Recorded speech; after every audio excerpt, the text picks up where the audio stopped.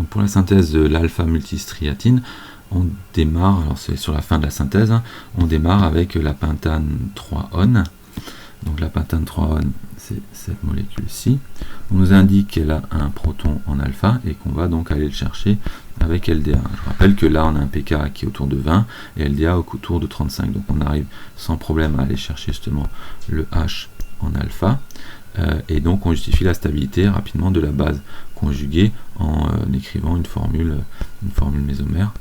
Voilà, et donc on a bien comme ça une base stabilisée par effet mésomère du groupe attracteur voisin, donc petite phrase classique, et donc on a formé un carbanion. Ce carbanion va nous servir à faire une liaison carbone-carbone, puisque ce sera le synton C-, et qu'on va se trouver le synton C+, juste avec la molécule A, et donc ici le delta plus de l'atome de carbone fixé au chlorure.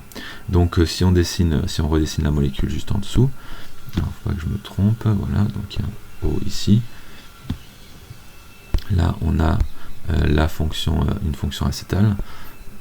Et donc on a donc ici la C-alkylation avec ce carbanion qui va pouvoir faire une SN2, hein, puisque le carbone ici est primaire. Voilà. Donc une SN2, on obtient comme produit intermédiaire, hein, donc une nouvelle molécule avec cette fois-ci donc formation de la fameuse liaison carbone-carbone. Donc je recopie la moitié de la fonction ici. La liaison que je crée, donc c'est celle-ci, hein, que je vais créer, et je grève donc le reste de la molécule qui était donc la pentanone à qui on avait arraché le proton. Donc on est comme ceci. Voilà. Donc on a cette molécule là en intermédiaire qui doit être la molécule B. Et ensuite B passe directement pour obtenir donc l'alpha-multistriatine quand on passe en milieu acide. Alors en milieu acide, évidemment, on a parlé de cette fonction acétale, et donc va falloir faire quelque chose avec. Hein. Donc en milieu acide, on va pouvoir faire la rétroacétalisation pour commencer, et on constate qu'à la fin, dans la molécule finale, il y a aussi ici une fonction acétale, d'accord, avec les deux oxygènes fixés au carbone. Donc ce que je vais faire, c'est que je vais recopier, alors c'est pas évident d'avoir les deux sous la main, l'alpha-multistriatine. Donc je vais plutôt faire une petite capture là pour pas me perdre. Voilà. Donc je vais prendre cette molécule et je vais essayer de comprendre ce qui s'est passé. Alors évidemment j'ai dit qu'on commençait par la déprotection, et donc on recopie simplement la molécule en déprotégeant donc la fonction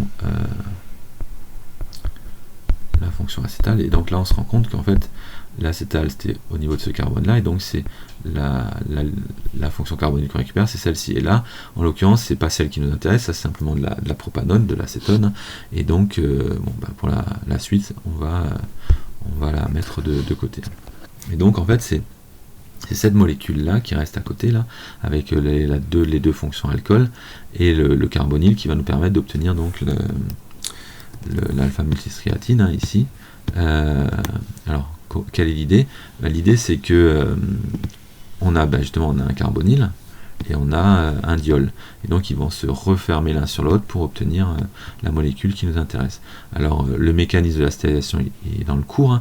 Il faut juste vérifier qu'on a le bon compte et que ça correspond bien à la même molécule. Donc je vais pas refaire le mécanisme parce que déjà que c'est pas facile, hein, sur l'ordinateur. Donc on va juste identifier la chose. Donc là sur l'alpha-multistriatine, si je la redessine comme ceci,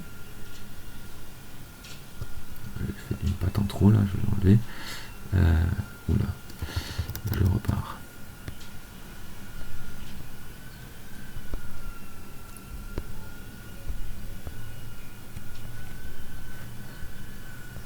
Voilà. Et je dois me rendre compte qu'en fait il y a ici donc la fameuse molécule, donc la fameuse fonction acétale, et si j'arrive à effacer, je vais justement effacer donc pour retrouver donc les deux alcools et la fonction carbonyle, donc en fait qui était ici, Et donc je vérifie que cette molécule-là que je viens de dessiner là, est en fait exactement la même que celle qui est juste au-dessus. Donc je vais vous montrer avec les numéros 1, 2, 3, 4, 5, 6, 7 et 8. Ça je vais l'appeler 7', ça je vais l'appeler 6', et ça 4'. Donc si je repars ici, j'ai bien 1, 2, 3, non j'ai perdu un carbone, 1, 2, 3, 4, 4', 5, 6, 6', 7 et 8. Voilà, 4', 6'. Pourquoi j'ai mis un 7' là-bas? Il n'y a pas besoin, il n'y avait pas besoin de 7' ici, c'est la fonction alcool. Je l'avais pas vu, elle était un peu loin. Voilà, ici. Et donc on voit bien qu'on a exactement la même molécule, et donc en la mettant dans la bonne conformation comme ça, on voit que ça peut former effectivement un acétal, et donc que c'est bien une réaction de 2. Ce qu'on a fait, c'est donc une rétroacétalisation ici pour déprotéger, et une re-acétalisation, mais cette fois-ci avec ces deux alcools sur ce carbonyle là. Et donc on peut retrouver donc l'alpha multistriatine. Alors pour le mécanisme, hein, quand vous le faites, vous n'êtes pas obligé de le faire sur, si on vous demande à l'écrit de le faire, vous pouvez le faire sur l'exemple classique, hein, du cours, et on vous l'accordera.